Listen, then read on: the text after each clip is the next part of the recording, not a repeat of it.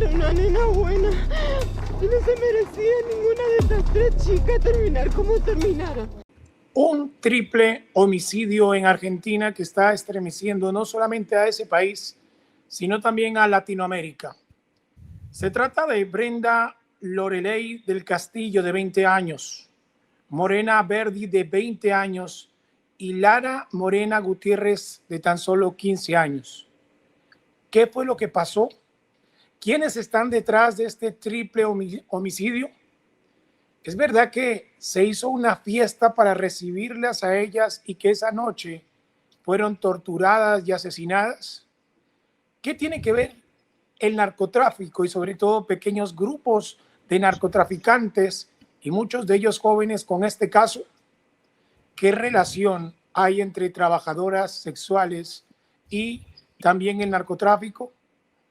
Pues hoy he invitado a Ignacio González Prieto, un destacado periodista argentino y además se ha especializado en criminalística. Y creo que de los informes que he visto en la televisión internacional, el más completo ha sido el de él. Por eso hoy quisimos que nos dé parte de su tiempo para que nos entregue detalles de qué fue lo que pasó. ¿Eso fue un engaño? ¿Fue una trampa? ¿Por qué las cogieron a ellas de esa manera? ¿Por qué 10 personas llegaron a un sitio que habían alquilado, colocaron música a todo volumen en la noche y ese mismo día las torturaron y las enterraron con un hueco o un socavón que lo habían hecho un día antes? Bienvenido, Ignacio, y qué gusto tenerlo en nuestro canal de Tu Barco. ¿Qué tal? Buenas tardes, ¿cómo le va? Gracias por la invitación. Muy bien, Ignacio. Nosotros vimos parte de su investigación en torno a la muerte de estas tres chicas. ¿Se trató de una trampa? ¿Quién está detrás de eso, Ignacio? Sí, no hay ningún tipo de dudas que se trató de una trampa. Yo como criminólogo siempre me hago una gran pregunta, que son las tres grandes cuestiones de la criminología: la oportunidad y el motivo. En este caso, la ocasión y la oportunidad están muy claras. El motivo es un poco más difuso, pero sí los investigadores ya han podido hacer algunas determinaciones que creo que van a llevar hacia la verdad del caso. Cuando Las tres chicas trabajaban como prostitutas, una tenía 15 años, las otras dos tenían 20. Ya la policía comprobó que ellas habían tenido algunas maniobras de lo que se llama aquí viudas negras, que es robarle elementos a los clientes, y creen que el móvil de este crimen es que le habría robado, por lo menos una de ellas, se calcula que es la menor de 15 años, a un integrante de una banda de narcotráfico, unos 3 kilos de cocaína de máxima pureza, y que a partir de ahí se firmaron una especie de sentencia de muerte que fue muy bien pactada por los narcotraficantes, con una situación de trampa, como ustedes bien decían, donde simularon una fiesta, dieron una orden que prepararan y acondicionaran una casa en las afueras de Buenos Aires, en la zona sur. Por otro lado, contrataron a choferes para que fueran a buscarlas en una camioneta y pusieron un auto de apoyo. Contrataron a otra persona para que hiciera el pozo un día antes de la fiesta y para que luego las enterrara. Y dentro del lugar simularon una fiesta yendo a comprar comida y yendo a comprar cervezas. Y dentro del lugar los investigadores creen que había entre 10 y 15 personas, y ahí es donde se produjo la ejecución durante la madrugada de un día sábado, entre la 1 de la madrugada y las 5 de la madrugada. Ese sería el plan criminal en principio. Este fin de semana fue capturado uno de los principales sospechosos, ya había cruzado la frontera hacia Bolivia. Él fue parte de los que recogieron, junto con otra persona que está fugada, lo recogieron a ellas en el sur de Buenos Aires.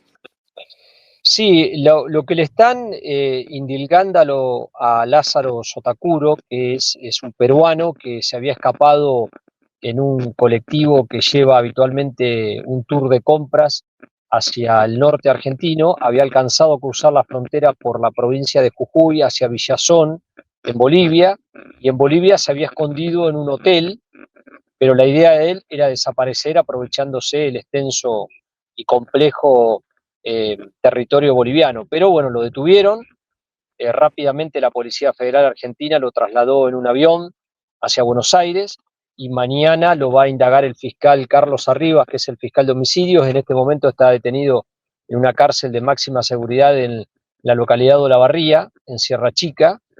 Pero bueno, a este hombre le están asignando haber sido el que fue con el auto de apoyo, es decir, el auto que iba haciendo la custodia a la camioneta donde iban los dos choferes con las tres jóvenes sentadas atrás. Ahora sí hablamos de la organización.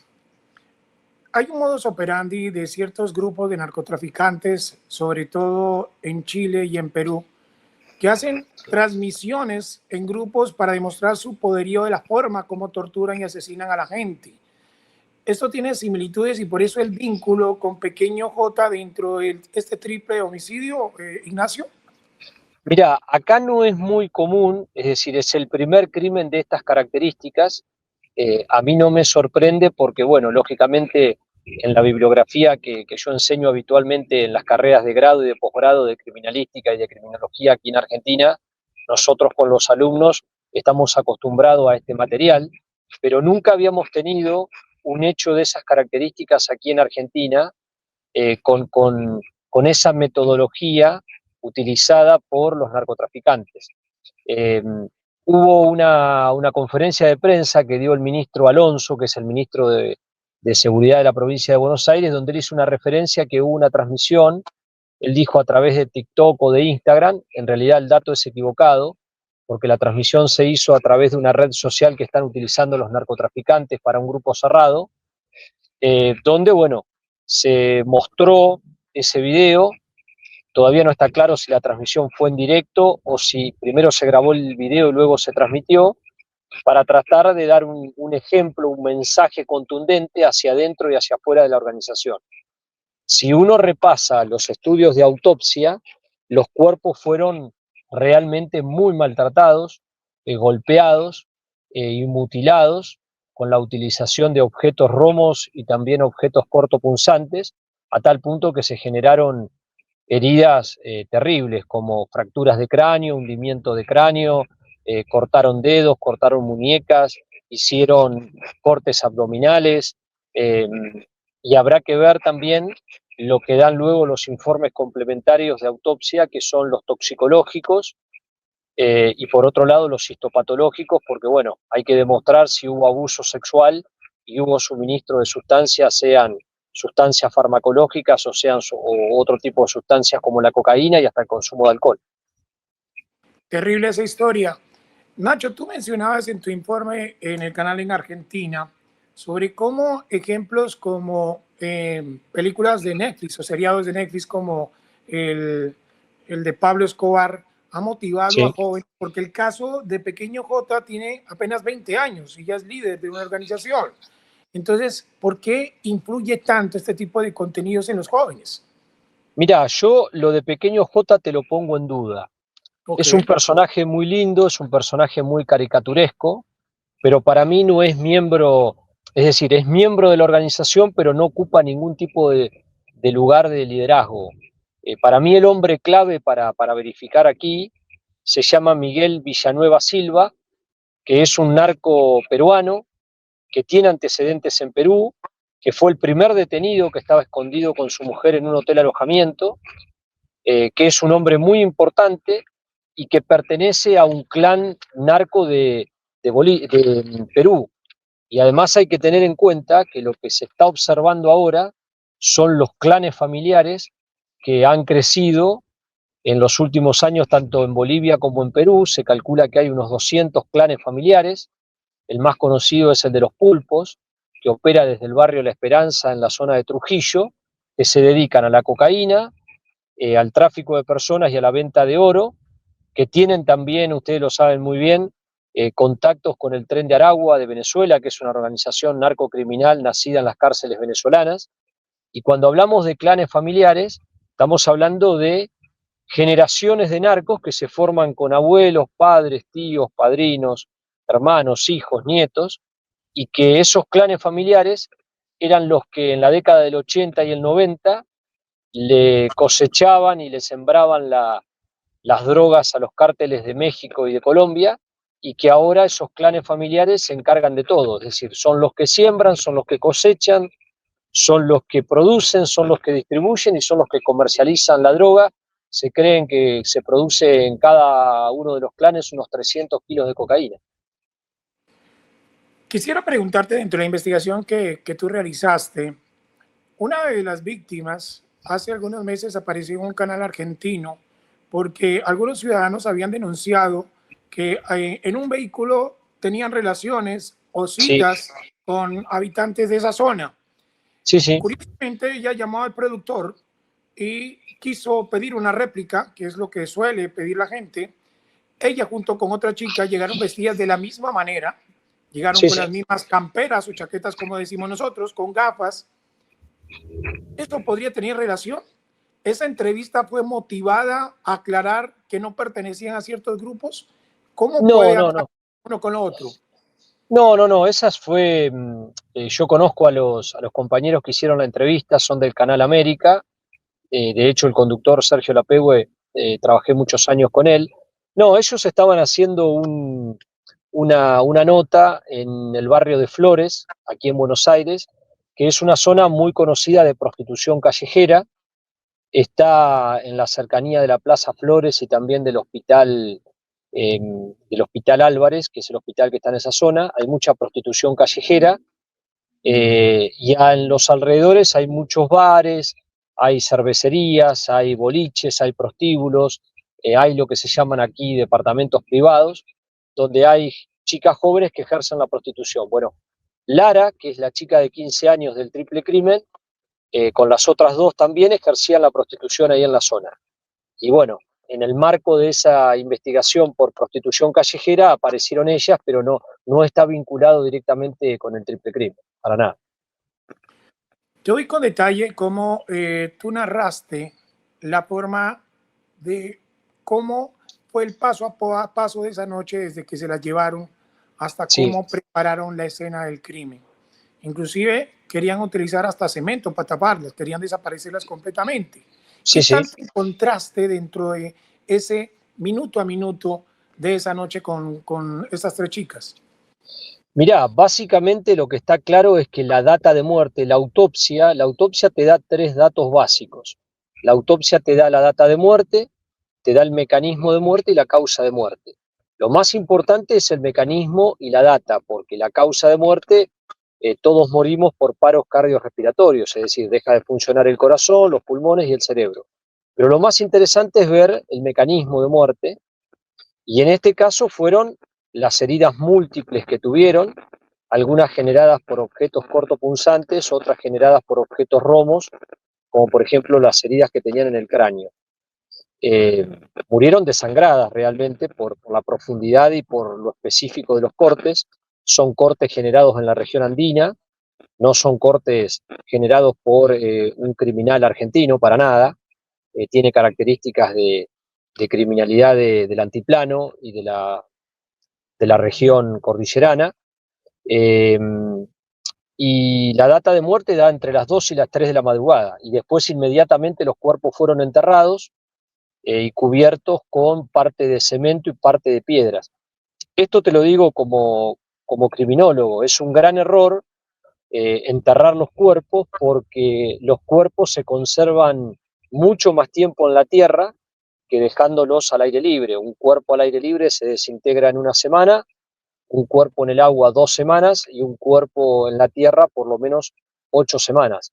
Entonces, el hecho del enterramiento es muy extraño y te habla de gente muy poco profesional, porque lo que hacen habitualmente los criminales organizados es alejar el cuerpo lo más lejos posible del lugar donde los compromete. Y aquí directamente lo enterraron en la casa donde se desarrolló el crimen, porque esto se comprobó apenas entró la policía con las luces forenses y descubrió a dos personas que estaban lavando el lugar con lavandina, con cloro y con jabón, que lo que haces en ese caso es borrar el patrón genético, pero las manchas de sangre quedan y se descubren fácilmente por las luces forenses. Es imposible borrar la sangre. Pero además había otros elementos como el sonido, las palas, los vecinos se Claro. dieron cuenta del ruido de toda la noche, un poco de elementos en torno a este triple homicidio. Sí, de hecho hay un relato muy importante de un chofer de una aplicación Didi y de una vecina del barrio de Florencio Varela que cuenta que la persona contratada para hacer el pozo, el chofer de Didi cuenta que lo trasladó con una pala, que estaba con barro y con un amplificador de música. Eh, y la vecina cuenta que él le pidió si le podía esconder la pala y el amplificador adentro de su casa. Bueno, esos dos testimonios realmente lo comprometieron directamente a Domínguez, que es el que fue contratado específicamente para hacer eso. Ignacio, te agradezco porque te estás trasladando en Buenos Aires. Todo el día has estado como muy ocupado y sé que eres profesor, eres presentador, eres periodista, eres investigador, pero gracias por darnos este tiempo para esclarecer un poco, porque te lo digo, lo más claro que he visto hasta ahora en Argentina es lo que tú has podido explicar. Y creo que Sí. hay un mensaje que podría quedar mucho, sobre todo a las familias, porque muchas de ellas no conocían, no te lo conocían, lo aceptan. ¿Cómo prevenir este tipo de cosas? Porque algo similar pasó, está pasando en México, donde pequeños grupos también, como tú lo dices, células pequeñas, son las que toman la justicia por su parte. ¿Cómo advertir a las familias, a la gente, tú que eres investigador, que sabes sobre todo esto, o cómo detectar que algo raro está pasando dentro de una familia con algún chico?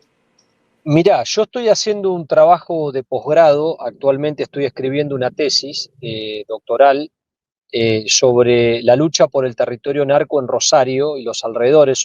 Rosario es la segunda ciudad más importante de la Argentina y el análisis se está focalizando en la banda de los Monos, que es un clan familiar local, y de otras bandas que aparecieron en los últimos años como competidores natos.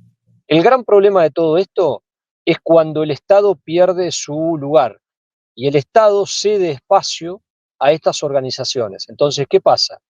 Cuando, por ejemplo, el Estado no da salud, el que paga la salud es el narco.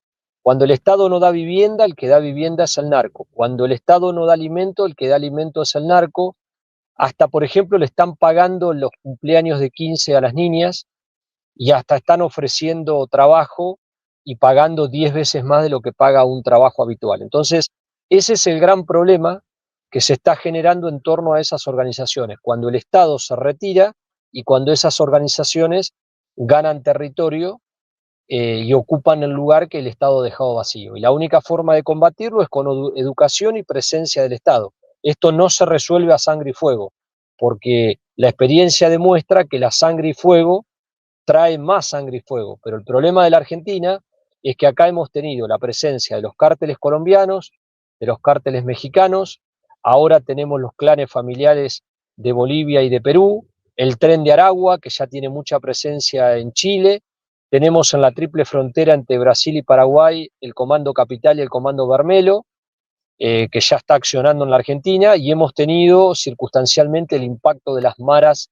de Centroamérica, más los clanes de narcotráfico local. Entonces, la Argentina está en una situación muy complicada, ya tuvo una advertencia hace unos años con el ingreso de la efedrina, donde hubo un triple crimen vinculado a narcos mexicanos, y ahora, por ejemplo, ya tenemos casos de fentanilo. Entonces, la Argentina, que siempre fue tomado como un país de tránsito, hoy es un país de tránsito, es un país de consumo, de alto consumo, es un país productor y es un país exportador de drogas. Entonces, estamos realmente en un problema si no hay una política de Estado de fondo. Ignacio, ya para terminar, dentro de la investigación que tú estás adelantando y que va paralelo también con las autoridades, ¿has encontrado otro elemento que se pueda agregar dentro de y que pueda sorprender? Porque es sorprendente este caso. ¿Algo nuevo? Mirá, lo último es que quedó en claro en los allanamientos de las últimas horas que los delincuentes están escapando. Algunos creen que todavía están en la Argentina y duermen todos los días en una casa distinta. Otros creen que ya se fueron al exterior, pero dos de los detenidos tienen marcas en las manos.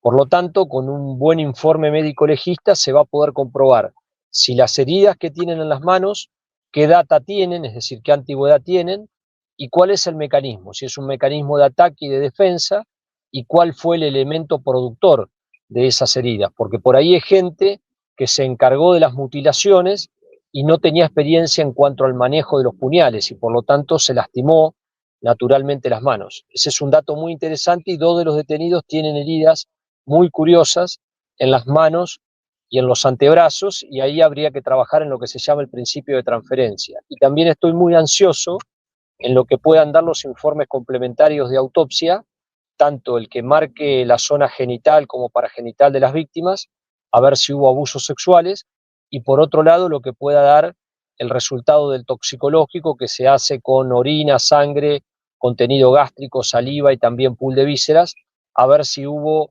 algún tipo de sustancia, algún narcótico dentro del cuerpo de las jóvenes. En resumen, de 10 a 15 personas estuvieron en el sitio Sí, presenciando la muerte de estas 3 chicas. yo creo que sí. Aparentemente, 40 se conectaron en una red social que no es la que habían dicho las autoridades inicialmente, sino una red social interna de grupos narcos que presenciaron y se mandó un mensaje. El mensaje era, aquí estamos.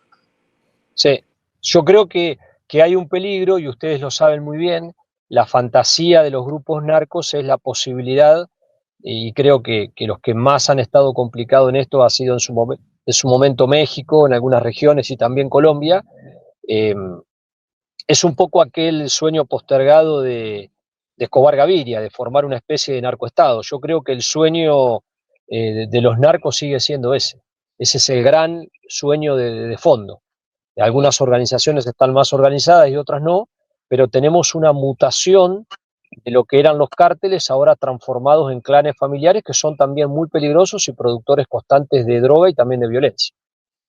Muchísimas gracias, Ignacio González Prieto, por tu tiempo, periodista argentino, investigador y sobre todo que sabe muy bien de criminalística, un caso que está estremeciendo a toda Latinoamérica. Nosotros en Tu Barco vamos un poco más allá, no es solamente mostrar imágenes, sino también tener sentido a qué es lo que ocurre en Latinoamérica. Y por eso queremos agradecerte por tu tiempo, Ignacio. Muchas gracias. Muchísimas gracias. Gracias a ustedes. Un fuerte abrazo. Y a ustedes, gracias por seguirnos, gracias por darnos ese super like, de escribirnos de qué parte del mundo nos ven y sobre todo recibimos en los comentarios recomendaciones sobre temáticas y sobre cómo las estamos abordando. Somos Tu Barco.